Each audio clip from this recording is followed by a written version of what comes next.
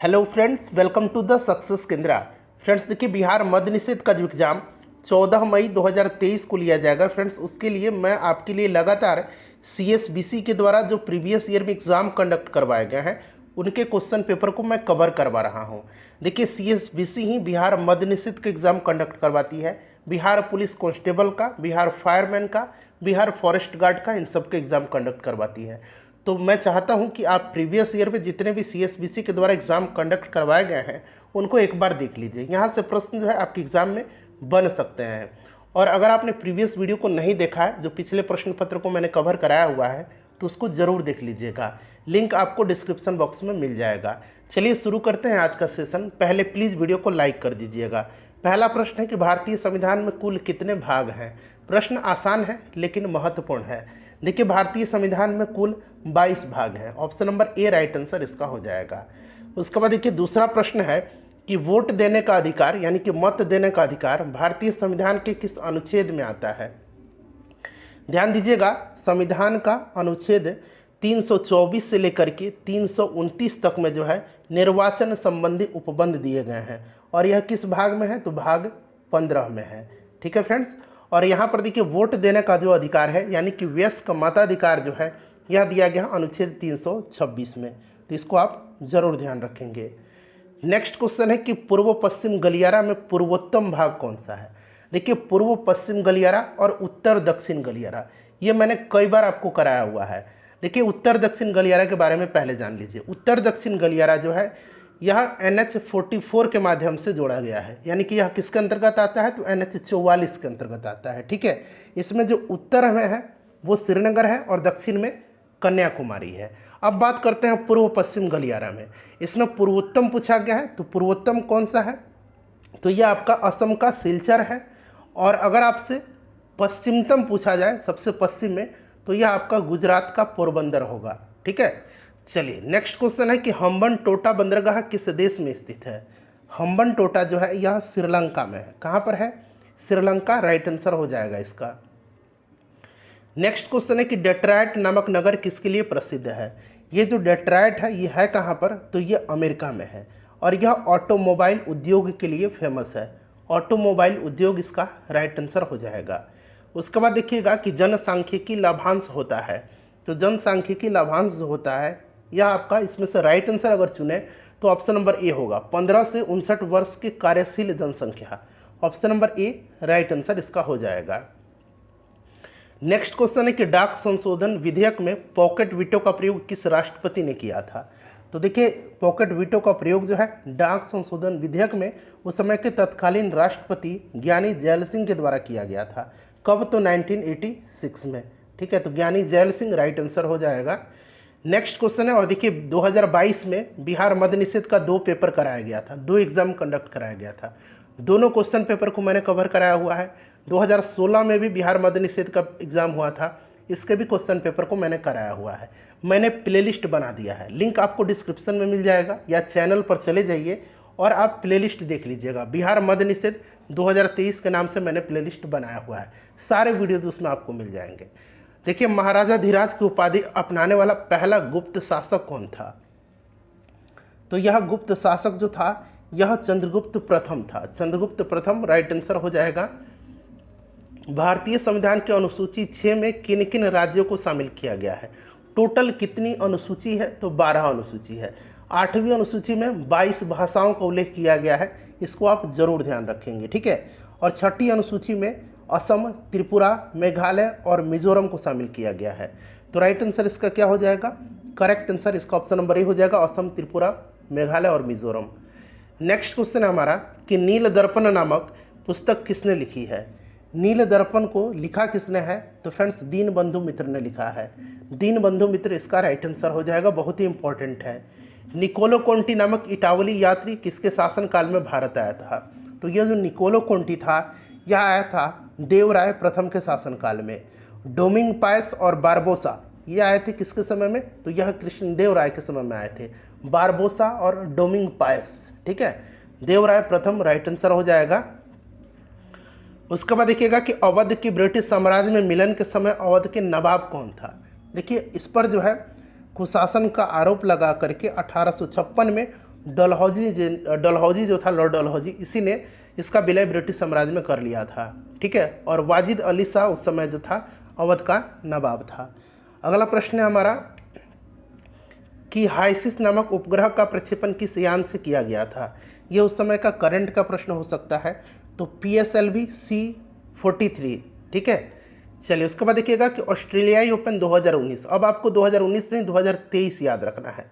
यहाँ ध्यान दीजिए, ऑस्ट्रेलियाई ओपन 2023 में पुरुष एकल का खिताब किसने जीता है, तो नोवाक जोकोविच ने जीता है।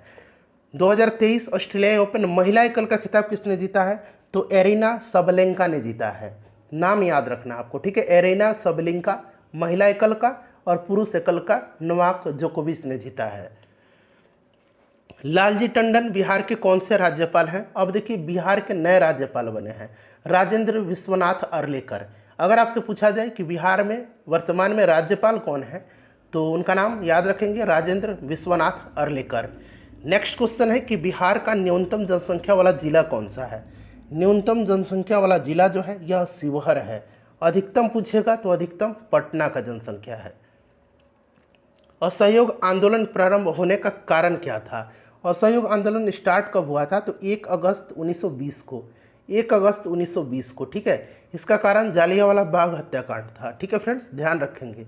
अच्छा, जालियांवाला बाग हत्याकांड हुआ था कब, तो 13 अप्रैल 1919 को। डेट सहित आपको याद रखना है। घातक क्या है, घातक क्या है, तो घातक जो है भारत का एक लड़ाकू विमान है। उसके बाद देखिए वर्ष 2020 के लिए विश्व की स्थापत्य राजधानी किस शहर को घोषित किया गया, तो ये रियो डी जेनेरियो को किया गया था। और एक इम्पॉर्टेंट मैं करंट अफेयर्स का इसी से रिलेटेड प्रश्न बता रहा हूँ। अगर आपसे पूछा जाए कि यूनेस्को की विश्व पुस्तक राजधानी के रूप में किसे नामित किया गया है, तो याद रखेंगे ये घाना का एकरा शहर है। घाना का एकरा शहर है, घाना का, ठीक है, जिसको कि यूनेस्को ने विश्व पुस्तक राजधानी के रूप में नामित किया है। चलिए नेक्स्ट क्वेश्चन है कि बिहार का सर्वाधिक लिंगानुपात वाला जिला कौन सा है। आज मैंने एक इम्पॉर्टेंट सेट कराया हुआ है जिसमें कि परीक्षा पर आधारित प्रश्न को मैंने कराया है, उसको आप जरूर देख लीजिएगा। तो सर्वाधिक लिंगानुपात गोपालगंज का है, सबसे कम पूछेगा तो मुंगेर का है। बिहार में शिशु मृत्यु दर कितना है, तो अब अगर हम बात करें तो अब शिशु मृत्यु दर घट करके कितना हो गया है, तो ये 27 हो गया है, ठीक है। 27 आप याद रखेंगे, अभी जो बजट आया था उसमें इसका जिक्र भी किया गया है। बिहार में कितने प्रतिशत भूभाग पर अति सघन वन है। सबसे पहले देखिए, अगर हम बात करें तो 7 कुल भौगोलिक क्षेत्रफल का बिहार के 7.84% जो है ये वनावरण है। क्लियर है। और यहाँ पर अति सघन पूछा गया है, तो यह जो है कितना है, 4.5% भाग पर है। चलिए याद रखेंगे। उसके बाद देखिए रंगराजन कमेटी कब गठित की गई थी। रंगराजन कमेटी 2005 में गठित की गई थी, ठीक है। चलिए उसके बाद देखिएगा कि बिहार में अंतर्जातीय विवाह प्रोत्साहन योजना के तहत कितनी राशि दी जाती है। ये काफ़ी फेमस क्वेश्चन है और मैं चाहता हूँ कि इसका आंसर आप लोग मुझे कमेंट करके बताएं। चलिए आगे बढ़ेंगे कि अंतर्राज्यीय परिषद का सदस्य नहीं होता है। अंतर्राज्यीय परिषद का सदस्य जो है इसमें से नहीं होता है राज्यपाल, ठीक है। राज्यपाल अगर हम बात करें अंतर्राज्यीय परिषद में कब शामिल होगा, जब उस राज्य में राष्ट्रपति शासन लागू हो, अन्यथा यह जो होता है इसका सदस्य नहीं होता है। उसके बाद देखिए बिहार धारणीय विकास से संबंधित बोर्ड है। बिहार धारणीय विकास किससे संबंधित बोर्ड है, तो यह आपका हो जाएगा योजना और विकास विभाग से संबंधित। 1919 यहाँ पर देखिए 1919-20 में दरभंगा किसान आंदोलन के प्रमुख नेता कौन थे, बताइए। तो सहजानंद सरस्वती हो जाएगा। अगला प्रश्न है कि प्रकाश संश्लेषण किस में होता है, तो प्रकाश संश्लेषण जो है यह पौधे के हरे भाग में होती है। पत्तियों का रंग हरा क्लोरोफिल की उपस्थिति के कारण होता है। क्लोरोफिल इसका राइट आंसर हो जाएगा। भू स्थिर उपग्रह पृथ्वी से कितने ऊंचाई पर स्थित होता है, तो भू स्थिर उपग्रह जो है ये पृथ्वी से 36,000 किलोमीटर की ऊंचाई पर स्थित होते हैं। 36,000 याद रखेंगे आप, ठीक है, इंपॉर्टेंट है यह। अगला प्रश्न है कि एक सींग वाला जो गैंडा है किस राज्य में पाया जाता है, तो फ्रेंड्स यह जो पाया जाता है यह कहाँ पर पाया जाता है, तो यह असम में पाया जाता है। चलिए उसके बाद देखिए भारत का राष्ट्रीय वृक्ष क्या है। भारत का राष्ट्रीय वृक्ष जो है यह बरगद है, पृथ्वी दिवस कब मनाया जाता है? तो प्रत्येक वर्ष पृथ्वी दिवस 22 अप्रैल के दिन मनाया जाता है। ठीक है, 22 अप्रैल के दिन मनाया जाता है। नेक्स्ट क्वेश्चन है हमारा कि ग्लोबल वार्मिंग किस गैस से होता है? ग्लोबल वार्मिंग जो है यह मुख्य रूप से उत्तरदायी गैस यहाँ पर आपको चुनना है। वैसे तो ग्लोबल वार्मिंग के लिए कार्बन डाइऑक्साइड भी है उत्तरदायी, ओजोन भी है, नाइट्रस ऑक्साइड भी है, ठीक है, मीथेन भी है, लेकिन मुख्य रूप से ये कार्बन डाइऑक्साइड होगा। उत्पादक और खाने के क्रम को क्या कहते हैं? तो इसको क्या कहा जाता है? इसको खाद्य श्रृंखला कहा जाता है। खाद्य श्रृंखला राइट आंसर हो जाएगा। आनुवंशिकता की सबसे छोटी इकाई क्या है? आनुवंशिकता की जो सबसे छोटी इकाई है ये जीन है। ठीक है, जीन राइट आंसर हो जाएगा। चलिए, और आनुवंशिकी का जनक किसको कहा जाता है? तो फ्रेंड्स यह किसको कहा जाता है? ग्रेगर जोहान मेंडल को। ठीक है, चलिए उसके बाद नेक्स्ट क्वेश्चन है कि डी ऑक्सीजन रहित रुधिर शरीर में किस में आता है? तो देखिए यह जो आता है, ध्यान से सुनिएगा, जो डी ऑक्सीजन रहित रक्त है यह दायां निलय ऑक्सीजन लेने और कार्बन डाइऑक्साइड को हटाने के लिए दाएं आलिंद से रक्त को फेफड़ा में पंप करता है। तो ये आता कहाँ पर है? तो दायां आलिंद राइट आंसर इसका हो जाएगा। उसके बाद देखिएगा कि प्रारंभिक खाद नहीं है। प्रारंभिक खाद इसमें से जो है दूध नहीं है। भारत में प्रत्यावर्ती धारा का एसी मान कितना है? तो ये 50 हर्ट्ज है और 220 वोल्ट की सप्लाई की जाती है, ये आपको पता भी है। टीका रोग किससे संबंधित है? टीका रोग जो है यह मूंगफली में होता है। किस में होता है? मूंगफली फसल में लगता है टीका रोग, और यह एक कवक जनित रोग है। इस कारण इससे क्या होता है, पत्ती के दोनों सतह पर गोल गोल धब्बे बन जाते हैं, तो ये मूंगफली हो जाएगा। ट्राई बेसिक एसिड इसमें से कौन सा है? ट्राई बेसिक एसिड जो है इसमें से यह आपका फास्फोरिक अम्ल है। फास्फोरिक अम्ल है, H3PO4 इसका फार्मूला होता है फास्फोरिक एसिड का। एस्कॉर्बिक अम्ल किस विटामिन का नाम है? तो ये विटामिन किसका रासायनिक नाम है? सी का रासायनिक नाम है। विटामिन ए का रेटिनॉल, विटामिन बी का बेरीबेरी, ठीक है, और विटामिन डी का कैल्सीफेरॉल होता है। चलिए उसके बाद देखिएगा कि धातु जब अम्ल से विक्रिया करता है तो कौन सा गैस उत्पन्न होता है? कई बार मैंने आपको कराया हुआ है कि ये हाइड्रोजन गैस मुक्त होता है। इलेक्ट्रॉनिक विन्यास 287 वाला अधातु तत्व कौन सा है? तो इसका एटॉमिक नंबर काउंट कर लीजिएगा, 2, 8, 10 और 7, 17, यानी कि यह क्लोरीन है। ठीक है, चलिए उसके बाद देखिएगा कि जाइलम का क्या कार्य है? जाइलम का क्या कार्य है? बहुत ही सिंपल सा क्वेश्चन है। जाइलम जल का संवहन करता है, और फ्लोएम जो है ये क्या करता है? फ्लोएम क्या करता है? इसका आंसर आप कमेंट करके बताइए, इसी में से है आंसर आपको बताना है। रासायनिक परिवर्तन कौन सा नहीं है इसमें से? तो कागज़ का जलना रासायनिक परिवर्तन है, दूध का खट्टा होना भी है, कोयला का भी जलना है, पानी का उबलना यह भौतिक परिवर्तन है, यह रासायनिक नहीं है।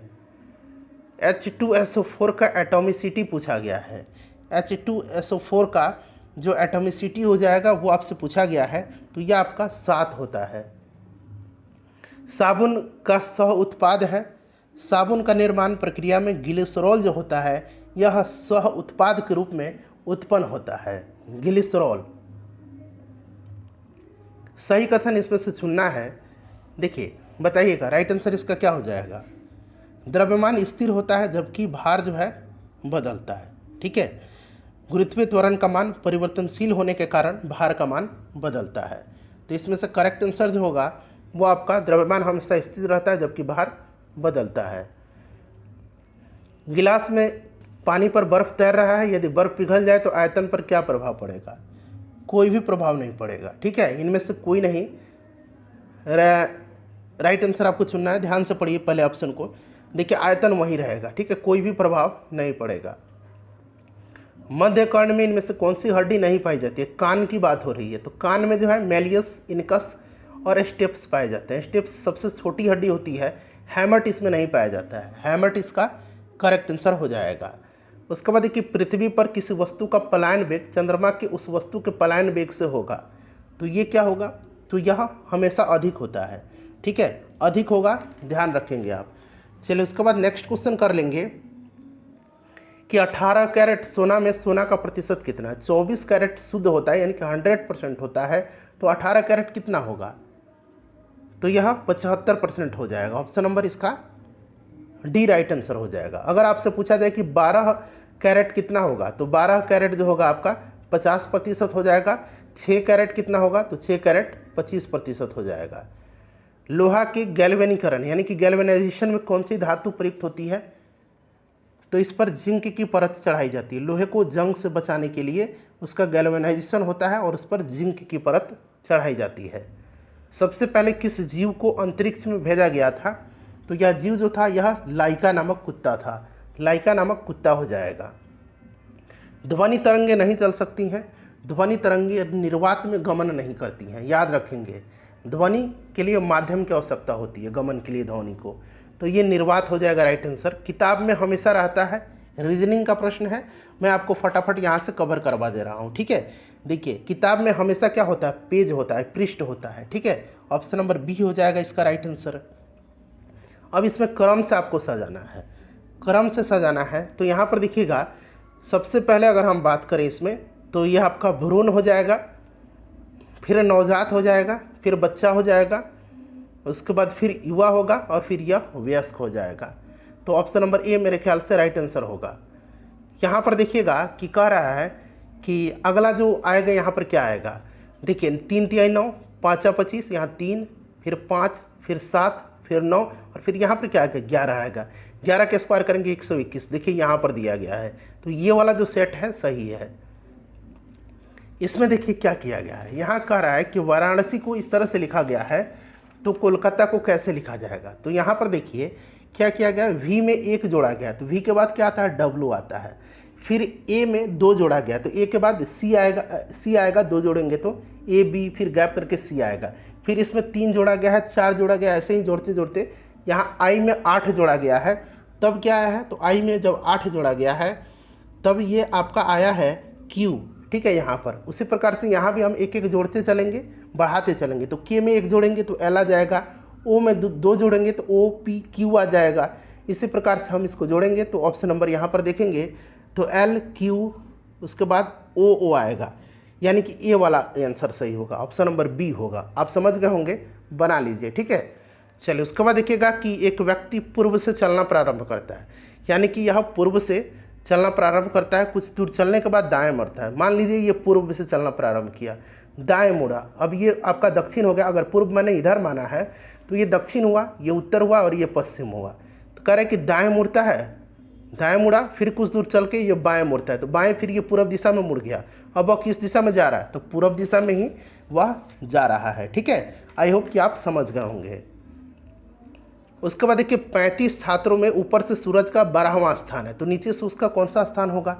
तो बहुत ही सिंपल सा इसका तरीका होता है, 35 छात्र हैं, उसमें से क्या करेंगे, आप 1 जोड़ दीजिए और सूरज का स्थान जो उसमें से घटा दीजिए। तो 35 1 36 और इसमें 12 माइनस करेंगे तो 24 आ जाएगा, 24वां स्थान है उसका।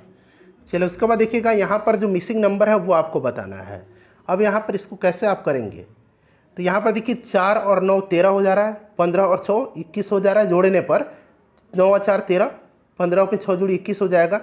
और 35 में कितना जोड़ेंगे तो 42 आ जाएगा। तो 35 में 7 जब आप जोड़ेंगे तो यह 42 आ जाएगा, इसीलिए 7 इसका राइट आंसर होगा। दी गई श्रृंखला में अगली संख्या आपको बताना है। अब यहाँ देखिए 6 यानी कि +6 हुआ है तो 12 आया है, फिर यहाँ 9 हुआ है तो 21 आया है। इसके बाद यहाँ देखिए 21 के बाद 11 जोड़ने पर 21 में तो ये 32 आया है। अब इसमें हम क्या जोड़ेंगे, 15 जोड़ देंगे तो 37 आ जाएगा, 47 आ जाएगा। Option number C right answer हो जाएगा, ठीक है। चलिए उसके बाद नेक्स्ट क्वेश्चन है कि इसमें पैटर्न दिया गया है और यहाँ कागज़ को आकृति में मोड़ना है। चलिए ये सब आप कर लेंगे, ठीक है फ्रेंड्स। मैं अब आपको हिंदी वाला क्वेश्चन करवा देता हूँ, हिंदी और अंग्रेजी वाला। देखिए बहुत ही सिंपल मैथ का क्वेश्चन दिया गया है, इसको आप लोग चाहें तो सॉल्व कर सकते हैं। चलिए मैं एक बार आपको सभी क्वेश्चन को दिखा देता हूँ। यहाँ से मैंने, चलिए देख लीजिए। आइए हिंदी पर हम लोग आते हैं, हिंदी और अंग्रेजी वाला सेक्शन कर लेते हैं, क्योंकि जल्दी जल्दी रिवीजन करना है। ग्राफ है और एक सर्कल वाला मैथ में दिया गया था। हाँ यहाँ से देखिए हिंदी शुरू हो रहा है। महोत्सव का क्या अर्थ होता है, महोत्सव का क्या अर्थ होता है, तो देखिए महोत्सव का अर्थ होता है महान है जो उत्सव, ठीक है। जो उत्सव महान है यानी कि उसी को महोत्सव कहेंगे। आप कौन सा सर्वनाम है, आप जो है यह निजवाचक सर्वनाम है। मैं अपना काम स्वयं करूँगा, आप अपना काम स्वयं करिए, ठीक है, तो निजवाचक सर्वनाम है। उसके बाद देखिए कंठ से निकलने वाली ध्वनि कौन सी है, तो कंठ से जो उच्चारण होता है ये आपका क ख ग घ का होता है, ठीक है। Option number A right answer इसका हो जाएगा। कौन सा समूहवाचक संज्ञा नहीं है, समूहवाचक संज्ञा नहीं पूछा गया है, तो झरना नहीं है, वर्ग है, कक्षा की बात की जा रही है, सेना है, सभा है। तोपची में कौन सा प्रत्यय है, प्रत्यय कौन सा है ये आपसे पूछा गया है। तो प्रत्यय बाद में आता है, उपसर्ग पहले आता है, ठीक है। तो बताइए, तो इसमें ची है, ठीक है, क्योंकि तोप जो है यह मूल शब्द है और ची प्रत्यय है। सभ्यसाची किसका पर्यायवाची शब्द है, तो अर्जुन को सभ्यसाची कहा जाता है। आह्वान का विपरीत अर्थ बताना है, विपरीत शब्द बताना है, तो आह्वान का विसर्जन हो जाएगा। सूरज को दीपक दिखाना, मुहावरा है, इसका अर्थ क्या होगा, सूरज को दीपक दिखाना, यानी कि किसी प्रसिद्ध व्यक्ति का परिचय देना। अमिताभ बच्चन का आप परिचय दिलवाते हैं, तो ये क्या हुआ कि सूरज को दीपक दिखाना ही तो हुआ, तो सूरज प्रसिद्ध व्यक्ति का परिचय देना है। उसके बाद देखिएगा कि महर्षि का संधि विग्रह क्या है, संधि विच्छेद, तो महा प्लस ऋषि हो जाएगा। द्विज में किसका पर्यायवाची शब्द इसमें से नहीं है, द्विज इनमें से किसका पर्यायवाची शब्द नहीं है, तो देखिए द्विज पक्षी, चंद्रमा, ब्राह्मण शब्द नहीं है, तो ये बादल होगा, ठीक है।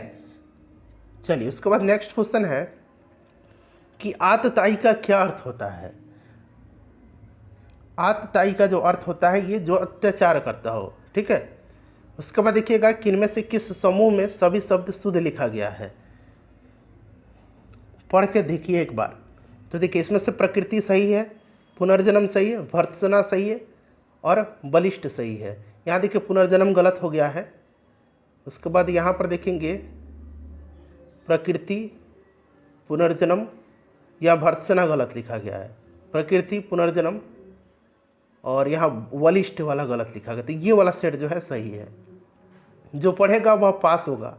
कौन सा विशेषण है, तो यह जो है कौन सा सर्वनामिक विशेषण है, जो पढ़ेगा वह पास होगा, जो वह सर्वनामिक विशेषण है। कौन सा वाक्य इसमें से शुद्ध नहीं है, विष्णु के अनेकों नाम हैं, तलवार एक शस्त्र है, सही है। यह आगरे की मिठाई है, उसे पुत्र प्राप्त हुआ, ये होना चाहिए। विष्णु के अनेक नाम है, अनेकों नाम नहीं होना चाहिए, ठीक है। चलिए उसके बाद देखिए द्वंद्व समास उदाहरण है, इसमें से द्वंद्व समास का उदाहरण पूछा गया है, तो दीनहीन द्वंद्व समास है, ठीक है। चलिए उसके बाद देखिए आसमान टूट पड़ना, मुसीबत आना, ऑप्शन नंबर बी।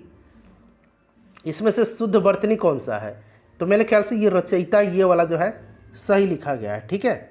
चलिए उसके बाद अगला प्रश्न करेंगे, समास का विलोम क्या होगा, तो समास का जो विलोम होता है, देखिए समास का जो है विलोम शब्द व्यास होता है, ठीक है। परिमाप में उपसर्ग पूछा गया है, जिसमें परि उपसर्ग है। बादल का तत्सम शब्द यहाँ पूछा गया है, बादल का तत्सम शब्द जो है ये वारिद होगा। अपना स्कोर बताइएगा, वीडियो को लाइक कर दीजिए और इसको प्लीज़ शेयर कर